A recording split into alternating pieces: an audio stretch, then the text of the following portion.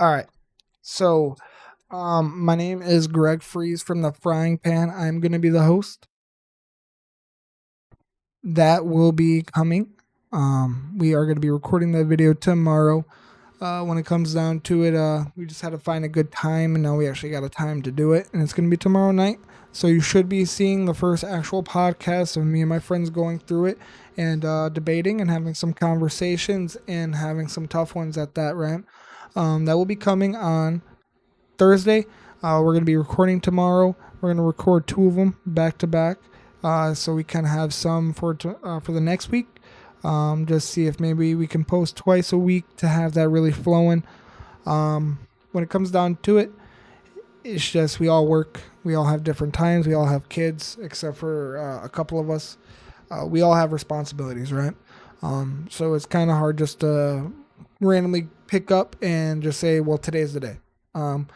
So we did figure that out. We do have that planned. We're going to be doing it tomorrow overall. Um, I'm just making this video because I feel like this should be a good solo time. I feel like it's one of those things of where like I should be able to sit here and talk because this is going to be something I do. It's not only going to be about me talking about my views and my opinions. This one will be, but other ones will be like breaking news, my take on some topics that are happening before I talk to my friends about it. Just so you can see where I kind of stand when I go into the actual podcast and talk to them about this. Um, and just see where they stand on it and see maybe, what's going to be happening and what's going on.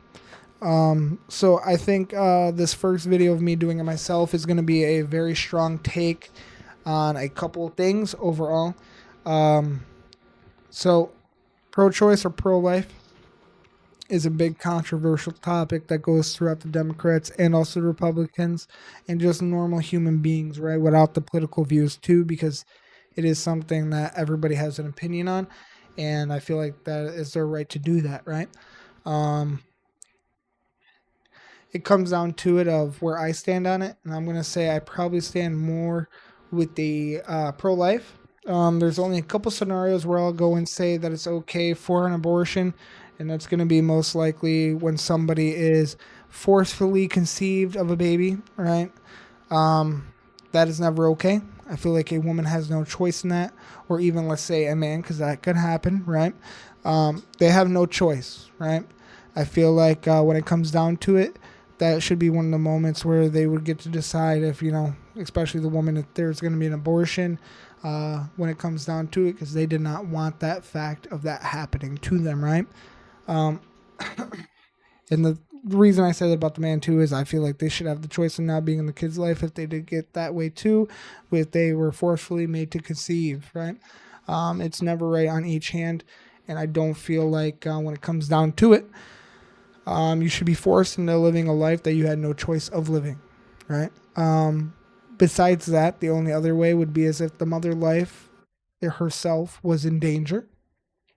Um, it comes down to the fact of I would never put a child that's not even out of the womb yet above my fiance slash wife's life because overall she is one of a kind.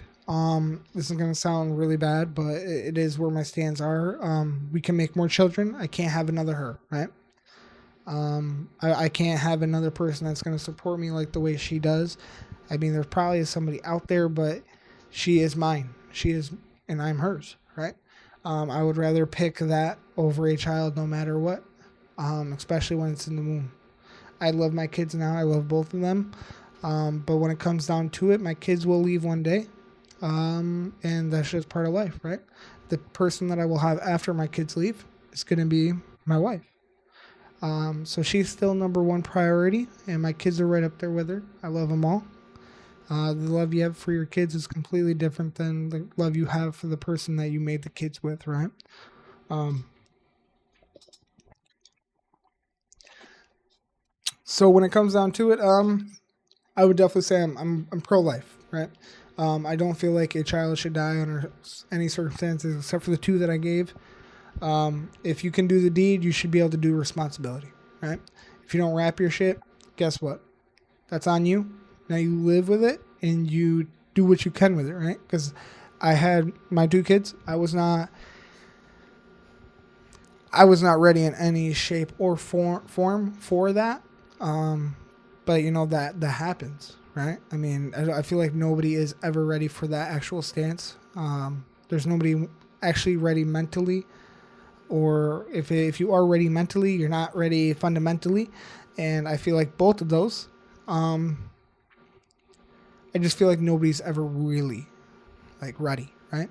So I don't feel like because you're not in the right mindset, or if you're not in the right uh, wealth stage, like if you're poor, that you can't have a kid, that just doesn't make sense, right? Because you can make it work, right?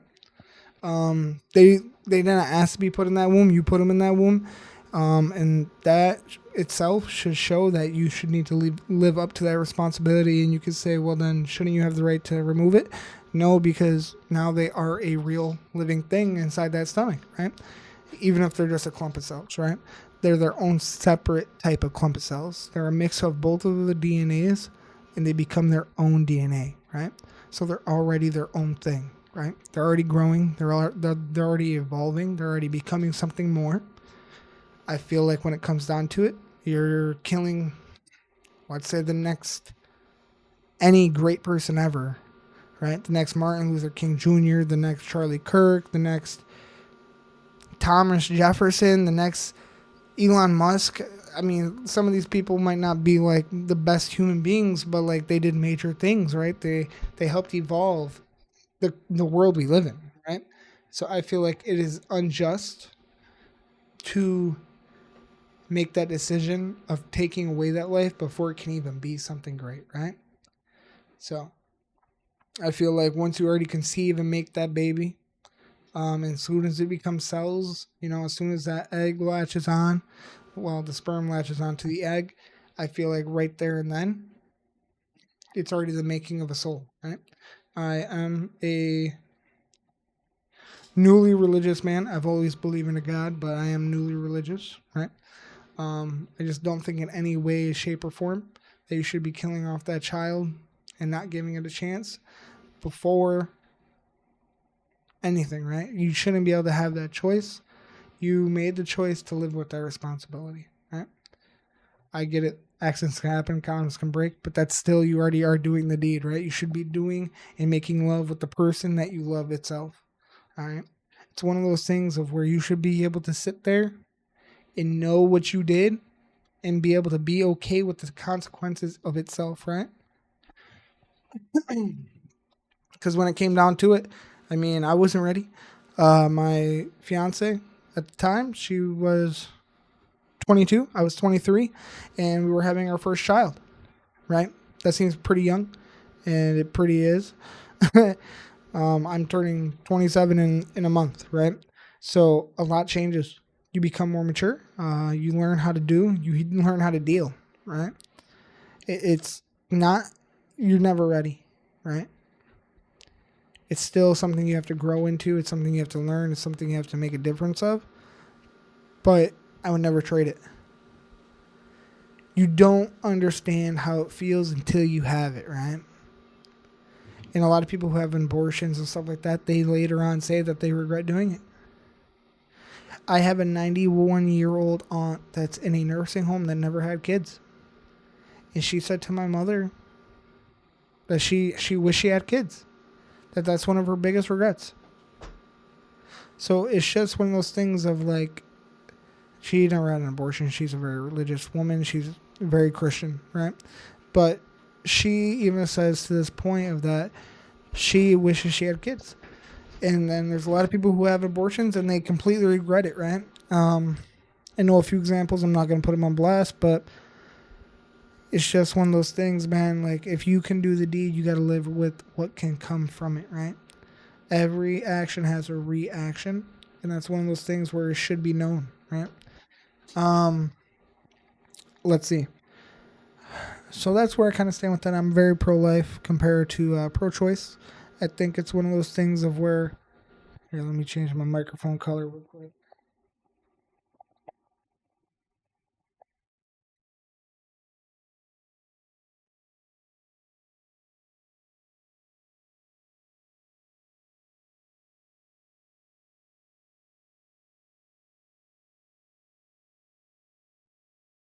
All right.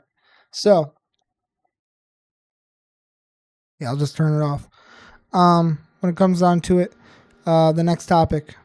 This is a hard one to go on just because when you say this, you usually got a lot of hype. And I just want to put this out there first. I do not hate this group. I don't hate nobody in this world. I just disagree with it. Okay, it's one of those things where I should be able to say this, and I already know there's gonna be hate about it.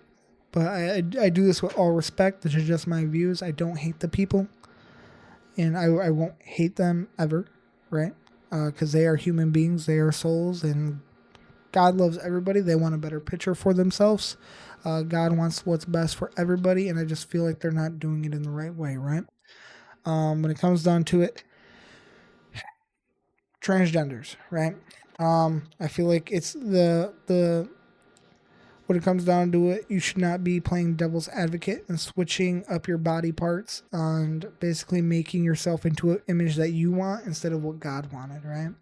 God did not go and put you in the wrong body, and I've always believed this even before I was like religious, right? I don't think that you can be born in the wrong body because it comes down to the fact of the reason why people believe this is because of a mental illness, and it's called gender dysphoria, right? And this is a big thing that I feel like a lot of people play into, and it's not right, right? I have two kids myself, like I've already said, and I don't think it's right that this is something that's becoming a reality. I don't think that this should be widely accepted just because overall we don't go around widely accepting schizophrenics, which I do have one in my family. He's one of my cousins. We don't allow him going around being in an episode constantly, right? Like he needs his medication to make him feel better, to make sure that he's not living in a false pretense of believing things that aren't really happening, right? This is something that comes down to the point is if you're mentally ill, you should be getting the mentally help or health advice that you can be getting, right? Like myself, I have anxiety, I've dealt with depression, right? I do things to try to make myself feel better, but in the right way, right?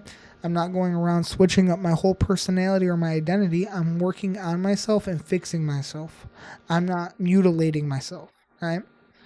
And it's one of those things of where, and this is proven. You can look this up. When it comes down to the gender dysphoria, usually this is something that takes place during when people are going through puberty, right? And it's one of those things where they get a lot of confusion because of the hormones, and they don't know how to feel about it because then they start feeling like they're not right in their own body, right? And usually, if they don't do anything, usually by the end of puberty, which, with men, it can take a lot longer to get out of puberty, right? Usually, they grow out of it. I'll say usually because it's not all the time, but the numbers are very high of how much it does happen where they grow out of it and they learn to love who they are and not want to change who they are, right? You should love yourself and you should love who you are in the vision of God, right? You should be able to love yourself no matter what, right? You shouldn't want to cut yourself up and make yourself into something that you aren't because God made you the way that He wanted you to be, and this is a big thing, right? Sorry, talking a lot gets my voice very dry and my throat. So, but it's one of those things of I believe when it comes down to it, I don't think that at any point of time a man should be playing on a woman's team and the other way around, right? That can lead to very different type of altercations, a lot more injuries, and not gonna lie, very unfair gameplay, right? You have the best female tennis player in the world, and you can look this up. She was asked if she would want to go against a 100th placing tennis male, and she said no because she would get wiped, right? And she's being very honest. It goes to show that when you look at prime athletes on both sides, usually the men are way more dominant. Okay, I'm gonna say usually because once again there are those outliers, right? Um, when it comes down to it, just genetically, usually men are a lot stronger than women. This is genetically. This isn't like something I'm talking about building up to, right? Um, and I'm not talking about the outliers, right? But when I come to look at it, right, I'm not the strongest man in the world. But when it comes down to it, I can outstrength a lot of women. Even if they're muscular, I can definitely. Right? And in my Discord, we talk about this a lot because, when it comes down to it, if there's a UFC woman, right, who's very stocky, I forget her name. She's huge, man. She's the definition of, she looks like a man, but she's not a man, and she's just completely crazy strong. And we had this argument in our Discord about would we be able to beat her? A lot of us said no, and I agree with that fact because there are those outliers, right? She looks like she'd be a woman to completely smash us, right? Boom, break us apart. But I got this one buddy, right, who thinks he's all that in a bag of chips, and he can beat any woman no matter what, right? And for most parts, he would be correct. But like I did say, there are those outliers, right? And I think that's a very dangerous thing to go and let these certain things happen, because then you have these males that go into the female sports, dominate, right? Dominate. And it's completely unfair, right? Because they're playing at different levels, right? Just recently, there was a male Olympic swimmer who went onto a female Olympic team, and he broke all the records. And then he went into the locker room afterwards, got butt-ass naked, and was swinging around his thing. You know what I'm saying? And this is in front of a bunch of females, and they're supposed to be A-okay because, well, he goes by a woman, right? He's not a man no more. He is a woman, right? And they're supposed to be okay with this, right? And they were made to take classes about treating him right. And that's just very, very wrong, right? Women should have every right to feel very uncomfortable about that, right? When it comes down to it, a woman is something special. So is a man, right? We both have our own things, and we should not be trying to take away from each other's own things, right? Women are very strong. They get to bear children, which I could never imagine a man doing. But then you have these transgender females that used to be men are saying that they can carry child, right? Or that they can carry a child, they can produce milk, and that they can have a full-blown period.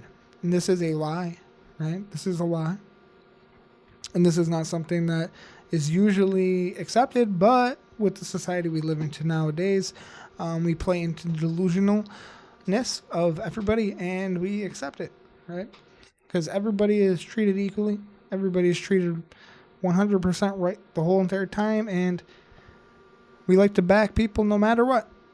And it's very unacceptable when it comes down to it.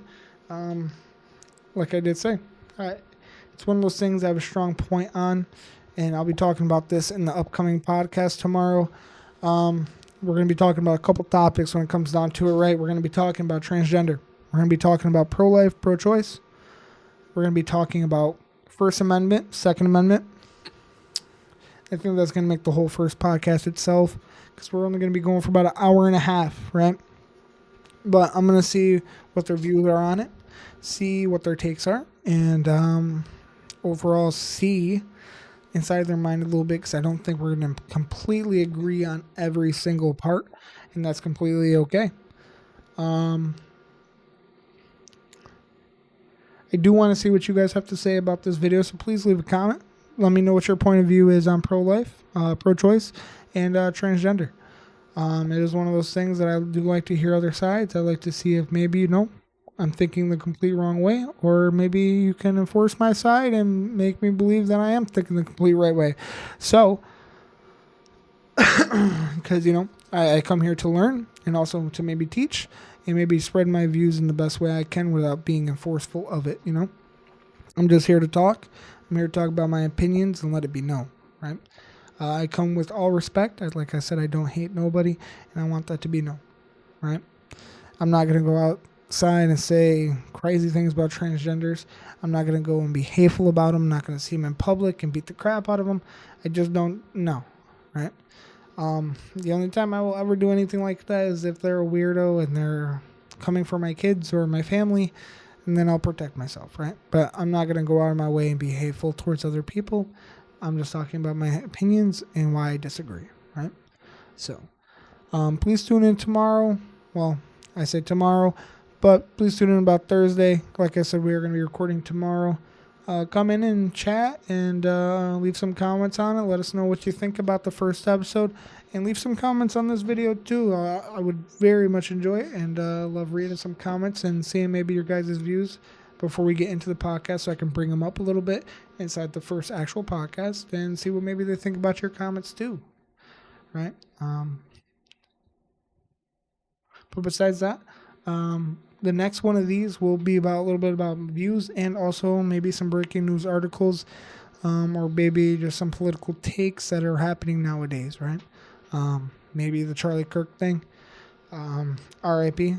We lost a good person there. I would love to maybe talk about him a little bit and see how we could do, and maybe how that could have been avoided, right? Maybe left versus right violence would be another good one. These are just things that could come in the future, and I would love to talk about all of them, right? When it comes down to it, I hope you guys like this. Please leave a comment, and I'll reply. Leave me a like. Much appreciate it. And if you could, just drop me a sub. That'd be cool, too. I'll catch you guys in the podcast, and peace out.